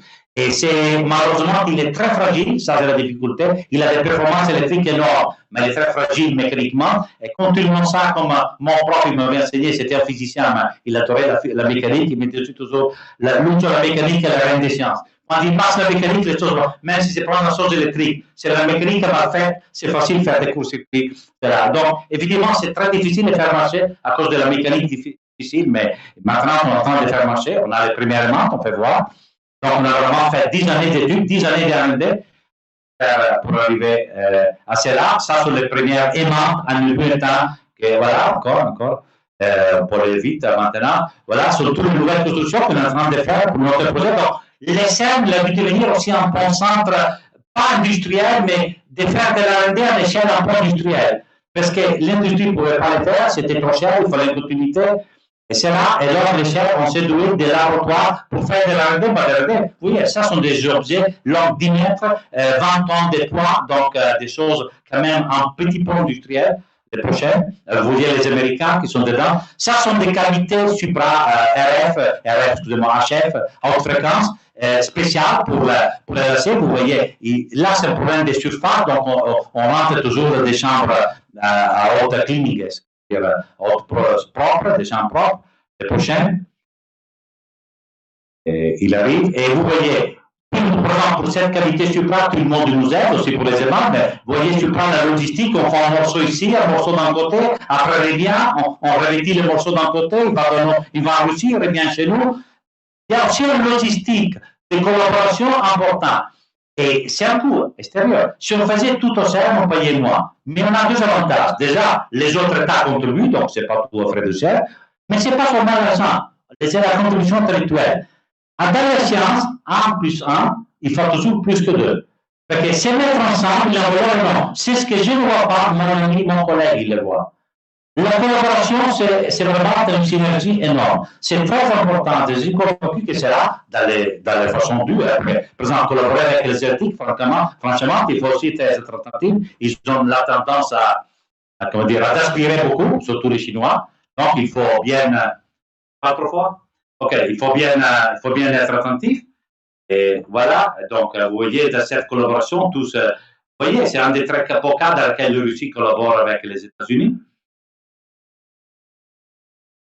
La prochaine. Et voilà. Et ça, c'est dans la galerie de l'LHC, quand il y aura tout le nouveau équipement. À droite, vous avez Atlas, TBS, et on va choisir tout l'équipement, vous pouvez tourner vite. Ah, par ailleurs, vous voyez, oui, ah non, c'est bon, c'est là. Mais alors, tous les deux. En haut, la partie bleu clair, c'est la partie nouveau d'ingénierie civile qu'on est en train de faire. Parce que vous voyez, on fait des aimants plus puissants, donc on a besoin aussi des convertisseurs de puissance. Mon chef, le directeur d'accélérateur du CERN, c'est un Français, Frédéric Baudry, c'est un grand expert des domaines de la conversion de puissance, de l'énergie électrique et de l'énergie en général. Et lui, il dit toujours, tu penses toujours à ces aimants, après, il faut donner à voir tes aimants, feeder, on l'appelle feeder, alimentation. Donc, c'est très important, la maîtrise de l'énergie et de l'énergie électrique, de la puissance électrique, c'est très, très important, à niveau que les aimants sont tellement puissants que les convertisseurs ne rentrent pas dans le tunnel. On a dû construire cette nouvelle galerie que vous voyez en haut, Service Gallery, justement pour les convertisseurs de puissance et pour amener toute la courante électrique. La courante électrique, vous voyez dans cette câble jaune, orange, que vous voyez un peu à serpente, à haut à gauche, sont des câbles supra qui amènent la courante électrique. Pourquoi? Parce qu'on est très loin et on doit apporter j'ai plusieurs aimants à 20 kA, je dois apporter 100 000 kA. Sur 100 000 ampères, donc 100 kA, sur 20, 30, 200 mètres. Donc, la chute des voltages est telle que j'aurais besoin de convertisseurs de puissance de très haute courante et très haute voltage. Donc, énorme.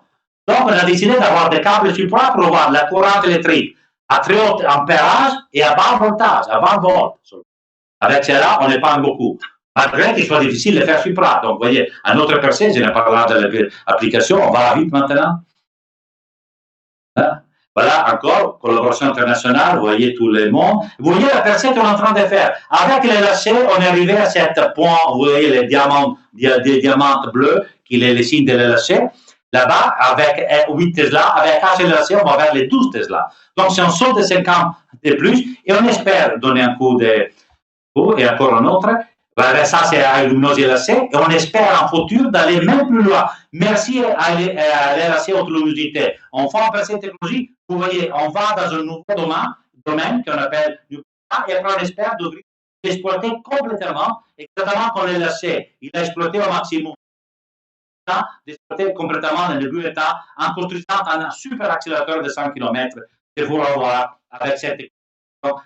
Donc, Luminosi LHC, c'est vraiment pivotal, un pivot parce que c'est physique, technologie, et donne du temps pour développer l'autre accélérateur pendant que Luminosi vivra jusqu'à la prochaine.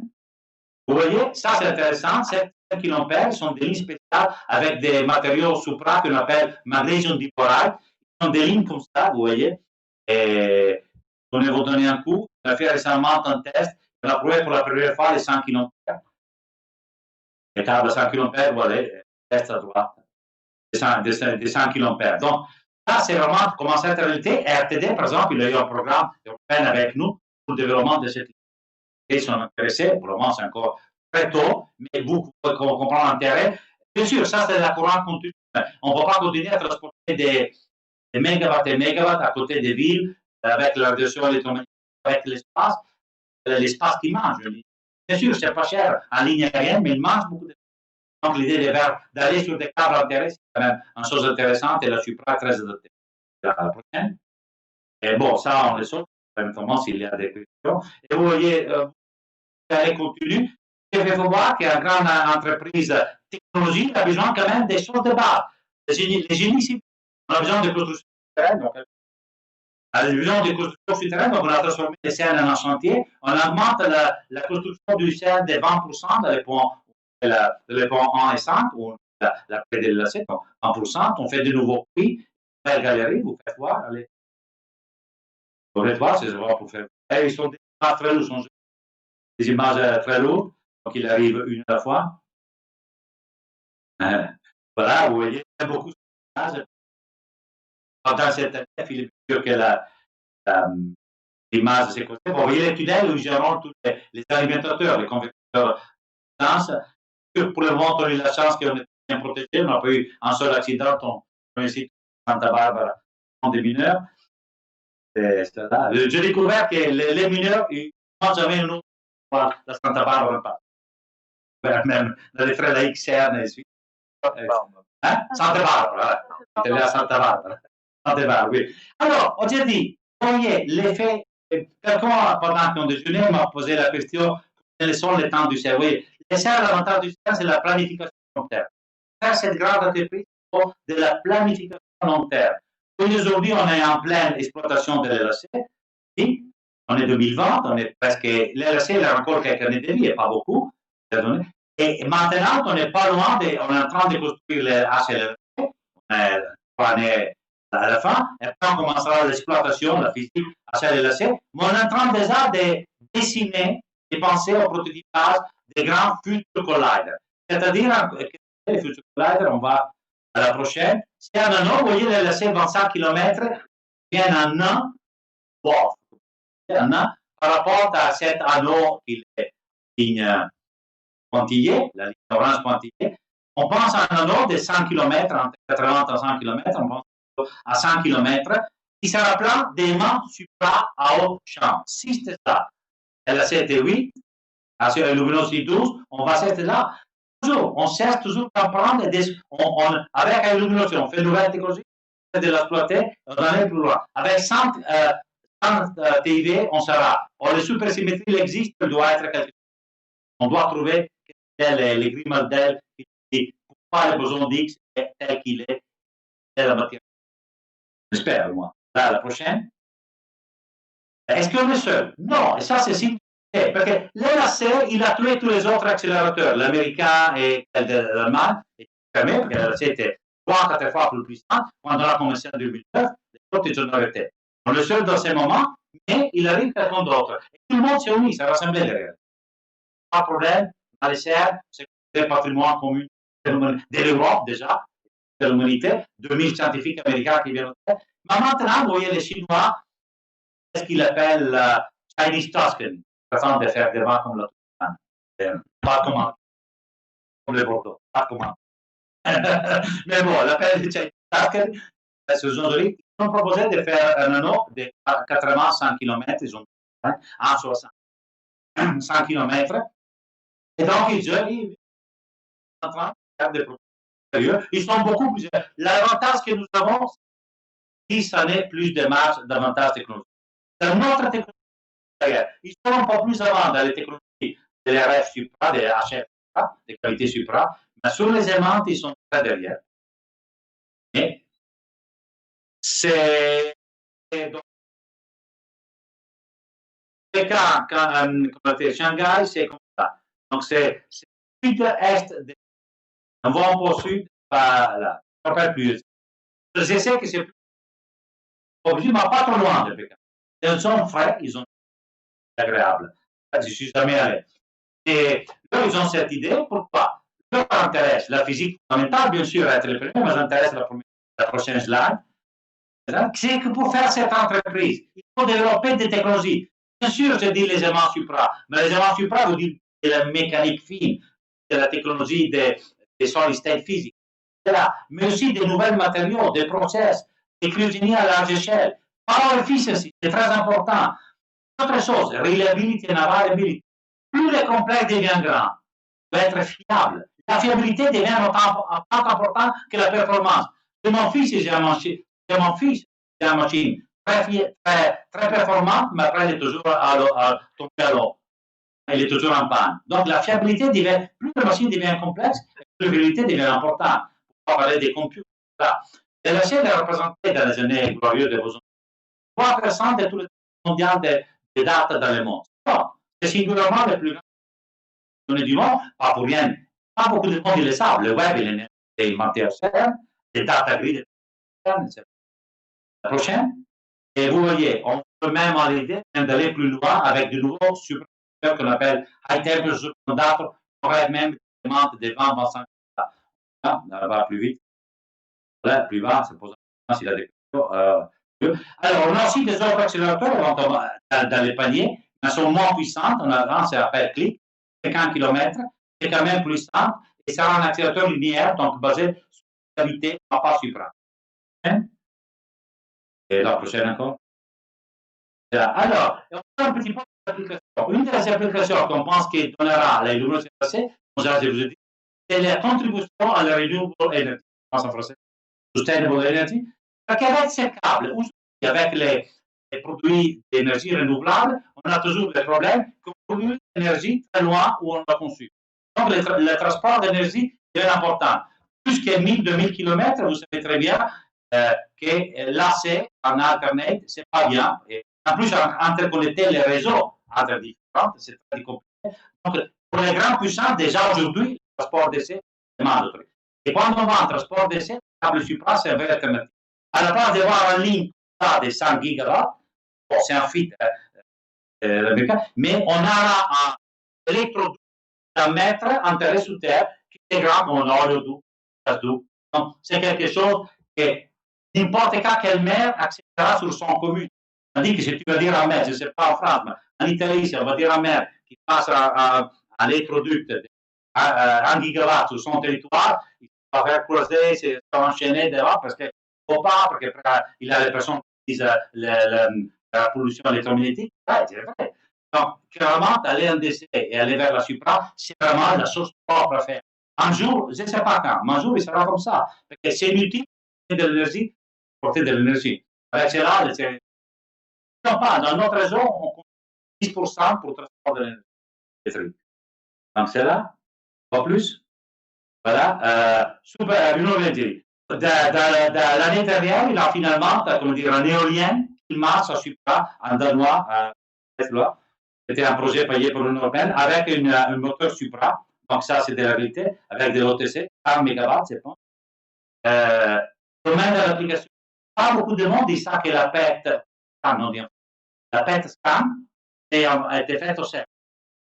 C'est fait au CERN, donc, on a des. Voyez à droite, c'est la première image faite au CERN de PET scan. C'est sur le cerveau d'un rat, avec une résolution abnorme. Vous savez, c'était même l'imprimante, un imprimant la résolution. Le caractère de l'imprimante. Maintenant, on fait ça. Donc, le prochain, pas seulement c'est là, ça c'est l'image combinée d'un PET et d'un MRI combiné. Vous voyez, voir, les accélérateurs permettent de voir, de créer des technologies pour voir mieux. Hein? La dame qui est dans un champ magnétique très fort, généré donc par la loi d'Ampère, pourquoi quoi? Pour faire un imaging. L'imaging médical, c'est basé sur des éléments supra. Et c'est fait principalement par merci développement qui était fait par le supra pour les accélérateurs. Pour être correct, pas pour les LHC, mais pour les prédécesseurs américains, les théories. Donc, ça, c'est très important. On va voir qu'est-ce qu'on a. Vous voyez l'image qu'on peut voir avec l'imaging. On va voir qu'est-ce qu'on a ici en France, dans les plateformes de secteur. La prochaine aussi. Ça, c'est un énormément qui était fait par les Français des COA. Vraiment, honneur à eux. Ils ont fait un des plus grands aimants du monde, qui maintenant, c'est déjà un euro. Clé, et sera les plus grands aimants pour les cérébraux. Et on pourra voir, comprendre ces calculs qu'il est comme une ils ont le pouvoir avec ça. Avec là, donc, on pourra répondre même à des questions éthiques. Donc, c'est l'élance de la connaissance. Voilà. Voilà.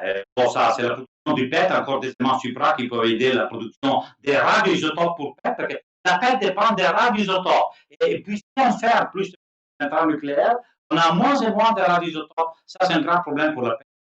Allez, pour deux slides. C'est dur. Et l'autre, la dernière chose, c'est l'adrothérapie, l'utilisation des accélérateurs directement pour soigner les tumeurs. Ça, c'est important. 10% des tumeurs sont radiorésistants par les photons, donc par les rayons X ou gamma. Donc, il faut les soigner à travers des protons directement ou des ions. Donc, l'utilisation directe des accélérateurs, et à Paris, il y a un grand centre, à Heidelberg et à Médard, à Vienne. Il y a aussi un centre en France, pas autant grand, et maintenant, on va faire des centres différents. On arrive à utiliser les faisceaux d'électrons comme un bistouri, comment dire, les chirurgiens. Un bistouri, oui, exactement comme un bistouri. Plus ou moins, on est capable d'aller et aller vraiment à tuer les tumeurs sans les à côté. Et voilà, avec cela, je veux terminer. Je vous remercie pour votre attention. Et en tant qu'ancien chef du projet LUMINOTRC, je vous souhaite une future brillante et lumineuse pour votre. Merci beaucoup.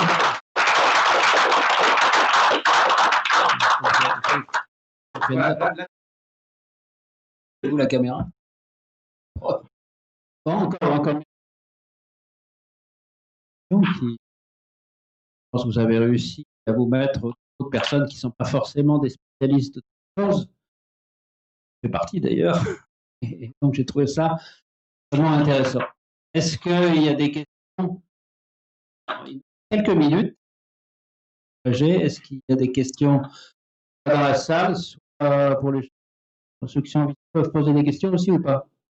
Alors, je vais dire qu'il y a 80 personnes en ligne. Il y a deux canaux de diffusion à la fois sur 80 personnes qui étaient en ligne. Bon, et s'ils posent des questions? Et je n'ai pas de questions pour l'instant en ligne. Hyper. Oui.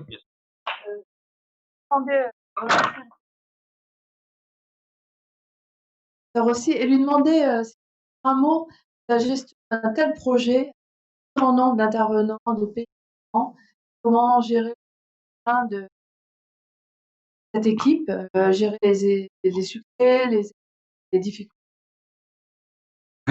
Merci pour cette question. Moi, j'ai appris en gérant des projets, je les ai ça. Mais la chose la plus importante, les personnes. Je n'aime pas trop les mots de l'anglais. On connaît des ressources comme des citrons, et comment dire, on n'est pas. Autres sont des personnes, et je pense qu'avoir soin des personnes, c'est la chose qui me semble la plus importante. Mon cap, c'était toujours penser, penser que qu'est-ce que l'autre désire, c'est ce que tu désires. Qui de nous ne désire pas de réussir, d'avoir succès, d'être reconnu? Je dois penser, quand j'analyse les actions dans mes collaborateurs, que lui, il est poussé par ses désirs, que j'ai moi. Le problème, c'est comme faire comprendre au collaborateur que ce désir, il doit coexister et même il vient amplifier du fait qu'il faut comprendre que aussi les autres. Donc, il faut aussi faire espace aux autres. Ce qui ne veut pas dire s'effacer. Nous avons, peut-être que j'ai un slide de réserve, peut-être la prochaine slide, j'ai quelques slides de réserve, donner un coup de sur la slide. Voilà, ça, vous voyez, on aime bien, moi j'aime bien cette photo. C'est quand j'ai donné au chef de projet les dernières dipôles. Ça, c'est la construction de l'LHC. Donc, moi, dans l'LHC, j'étais responsable des tuyaux bleus, donc des dipôles. Donc, c'est même plus grand comme construction, même si c'était très monochromatique, des LHC. C'est bien cette image, c'est le succès, non? J'aime bien voir, je l'ai donné à ma maman, bien sûr. C'est là, je donne, il est télévisé par les serres plusieurs fois. Mais, quand on va derrière la prochaine, ça, c'est le team que j'ai dirigé, bon, il y a aussi des managers, aussi des chefs. La réalité dit que j'ai dirigé pour faire les aimants de l'LHC. À Illumi, c'est même plus grand. Ça, c'était le team que dirigeait plus de personnes qui n'étaient pas au CERN, les collaborateurs. C'est là. Et donc, le problème, c'est que c'est l'équipe. C'est qui qu'on voyait, ça, c'est Illumi. Et ça, c'est la partie de la collaboration. C'est à Illumi. C'est une équipe. Mais alors, comment on peut faire que moi, que je cherche mon affirmation, je peux exister avec cela? C'est l'idée que dans l'équipe, c'est l'affirmation de soi-même, c'est dans une affirmation communautaire. C'est qu'est-ce qu'on a pris dans la construction des cathédrales. Je suis passé devant à Notre-Dame en reconstruction, je suis presque vu, j'aime beaucoup cette cathédrale. Mais qui construisait les cathédrales? C'était important l'architecte, le designer. Mais c'est important tous les gens, les maîtres d'œuvre, les maçons qui savaient voir. Et nous, scientifiques, on est là. Il faut gagner cet esprit qui a nous permis de construire les cathédrales pour construire notre appareil scientifique. Donc, il faut pousser, il faut inciter à être créatif et donner les justes reconnaissances, mais il faut aussi faire comprendre aux autres que ton succès peut pas être au détriment d'un autre. Autrement, c'est pas un succès. Donc, je pense que chercher de créer cet esprit, tout en poussant la création personnelle. Il faut pas, je n'aime pas les gens qui disent non, l'important c'est le team. Non, la créativité personnelle reste toujours primordiale. À la fin, si on n'est pas bon, on n'est pas bon. Il faut prendre des gens bons. Ça, moi, je suis embêté, on peut avec les cercles, parce qu'aujourd'hui, quand ils font des embauches, je ne sais pas dans votre entreprise, maintenant, il a les ressources humaines qui insistent beaucoup sur les soft skills. Communication, c'est là. Une fois, ils ne voulaient pas donner une promotion technicien parce qu'ils ne parlaient pas anglais. Hein. Alors, ça, c'est important. Elle était français, donc lui, tu vas parler anglais. Il parlait un peu, mais pas bien. Alors, j'ai pris quelques choses, il dit, écoute, les soudures ne parlent pas anglais, c'était le meilleur soudure qu'on avait au CERN. Quand il faisait en soudure, il ne parlait pas, les tuyaux. Donc, j'ai dit, mon fils, il ne parle pas bien anglais. Les soudures ne parlent pas ni anglais ni français, lui, ça parlait la langue de soudure. Donc, s'il te plaît, tu les promis. Mais pour dire, soft skills, c'est bien, les soft skills, c'est bon, c'est important, être capable de travailler en équipe, c'est vrai. Mais à la fin, il ne faut pas oublier les hard skills. C'est-à-dire être compétent, avoir étudié. Être compétent, c'est important. Non, faire vivre ensemble d'eux, moi je pense et donner des buts, hein, ça c'est l'autre chose, c'est un des projets, il doit donner toujours des buts un peu challenging, comment dire, challenging, ça je pense c'est la qualité principale dans cette projet, plus que la compétence technique. Après la compétence technique fait toujours mal, je suis convaincu. Avoir des gens compétents, c'est pas bien, mais la vraie compétence, c'est aussi dans votre entreprise, quand vous faites les budgets, c'est sûr que la partie humaine, c'est pas moins cher que la partie matérielle. La partie humaine, c'est un grand coût à la fin aussi, donc c'est très important. Soignez bien la partie personnelle. Voilà. Est-ce qu'il y a une question de Daniel? Non, je n'ai personne en ligne, mais il y a une question dans la salle. Et je dirais que ce sera la dernière question, parce que notre avis doit commencer à 16h. J'ai une question rapide, probablement. Puisqu'il s'agit d'une réalisation internationale, est-ce que vous pouvez nous indiquer, disons, les enveloppes budgétaires, comparatives entre le CERN, votre projet, et celui d'ITER? Déjà, le CERN, ce n'est pas un projet, il y a plusieurs projets, donc c'est un peu différent. L'LHC, on peut comparer l'LHC à ITER, parce que l'LHC, c'est un projet. Alors, c'est un peu difficile de comparer parce que ITER était fait pour faire ITER. Il s'appelle ITER, l'Organisation internationale. Le CERN, il a plusieurs accélérateurs, plusieurs expériments. L'LHC, c'était le plus important parmi les autres. On avait toujours des expériments de physique nucléaire, c'est là. Donc, c'est pas difficile de comparer. Mais le coût est comparable, dans le sens que le coût de l'LHC avec ses détecteurs, parce que ça, il faut le dire, c'est de l'ordre officiel de 100 milliards de francs suisses. matériel, plus le personnel, probablement ça double, grosso modo, ça double. Les chiffres c'était 2008, donc si on considère qu'ITER, quand il était prouvé, c'était 10 milliards à peu près. 2006, c'est vrai qu'après il coûte beaucoup plus cher, parce qu'aujourd'hui je pense que c'est plus que 20 milliards, je pense que c'est de l'ordre de 25. Mais bon, je pense que la vraie difficulté c'est cela, que le LHC il a pu être construit par une entité justement qui les 50 années qu'il est là, qui était déjà faite, formée, bien rodée, dans laquelle il avait déjà une collaboration internationale, sur un domaine scientifique pur, même s'il a beaucoup de choses technologiques, donc il faut voir, sur laquelle est un peu plus facile à rassembler. ITER, c'est quand même l'énergie. Chaque État, ou chaque pays participant, il a un peu son agenda. Les Chinois, ils l'ont dit clairement, on est là-bas pour apprendre, après, on fait les pas après ITER, on le fait nous, pour soi-même. L'Inde, c'est égal.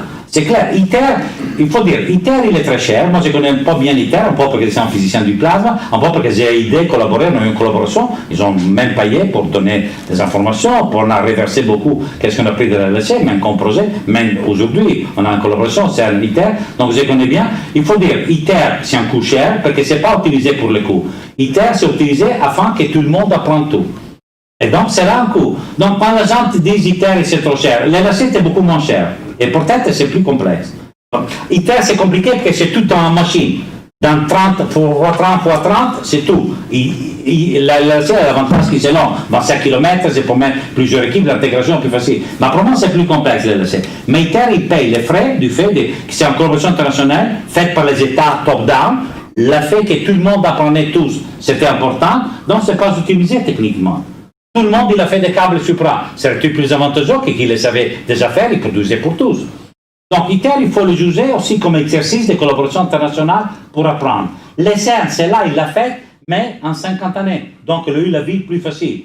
Merci à notre père fondateur, de Rhodes, Ahmad, et dans les années 50, ils ont vu ce trou de fonder une institution permanente. Ce qui manque à la fusion, c'est une CERN. Ils pensaient de le faire quand ils ont fait JET, mais après, il n'a pas marché. C'est là, perfide d'Albion, c'est là, c'est dommage, c'est dommage. Il aurait pu être les CERN, il aurait pu être les CERN de la fusion. Il n'est pas devenu. Le fait qu'il c'est l'énergie, donc il est aussi peut-être ça compte. Donc c'est possible.